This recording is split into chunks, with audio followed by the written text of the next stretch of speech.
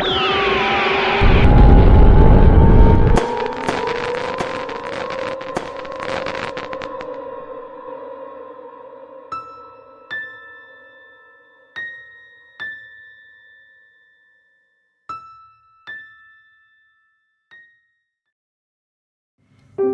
kedalaman hutan hujan tropis yang lebat, di antara akar pohon raksasa dan dedaunan yang rimbun, hiduplah seekor siput bernama Anto. Anto, berbeda dari siput-siput lain, memiliki cangkang yang berkilauan bak permata, dihiasi dengan corak-corak emas yang menawan. Keindahan cangkangnya itu membuatnya merasa lebih unggul dari siput-siput lainnya. Ia selalu menyombongkan diri, menganggap dirinya sebagai siput tercepat dan terhebat di seluruh hutan. Setiap pagi, Anto akan memulai perjalanannya dengan langkah yang, menurutnya, sangat cepat. Ia akan melewati semut-semut yang berbaris rapi, mengolok-olok kecepatan mereka yang lambat. Ia akan melewati ulat-ulat yang merayap, mengejek gerakan mereka yang menggeliat. Bahkan terhadap kura-kura, yang memang terkenal lambat, Anto masih merasa lebih cepat. "Lihatlah, aku jauh lebih cepat dari kalian," serunya dengan bangga. Suatu hari, seekor kumbang badak yang besar dan kuat menantang Anto untuk berlomba. Kumbang badak itu terkenal dengan kecepatannya yang luar biasa. Anto, tanpa ragu-ragu, menerima tantangan itu. Ia yakin akan menang. Ini akan menjadi kemenangan yang mudah, gumamnya. Lomba dimulai. Kumbang badak melesat dengan kecepatan kilat, meninggalkan Anto jauh di belakang. Anto, yang terbiasa dengan kecepatannya yang menurutnya luar biasa, merasa sangat frustrasi. Ia merayap dengan sekuat tenaga, namun kumbang badak sudah tidak terlihat lagi.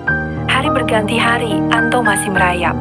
Ia melewati sungai kecil, mendaki batang pohon yang tumbang, dan menghindari jebakan laba-laba yang licik.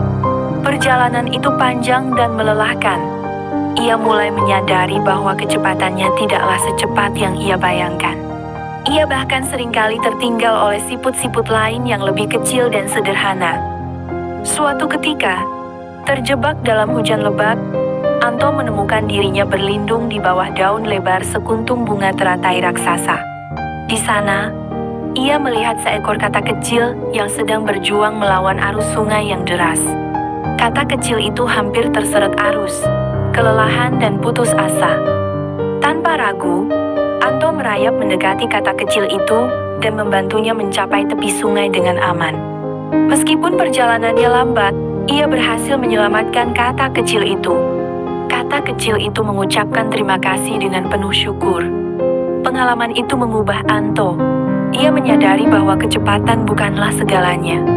Kesabaran, ketekunan, dan kebaikan jauh lebih berharga.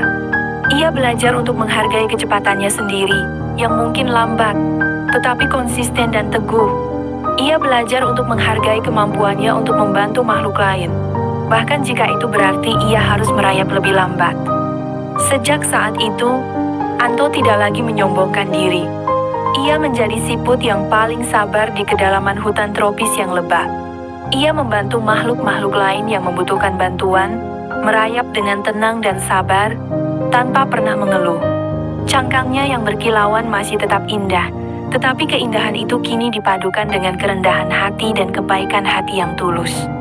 Ia telah menemukan keindahan yang sebenarnya, bukan dalam kecepatan, tetapi dalam kesabaran dan kebaikan. Dan meskipun ia tetap lambat, ia telah menjadi siput yang paling dihormati di seluruh hutan.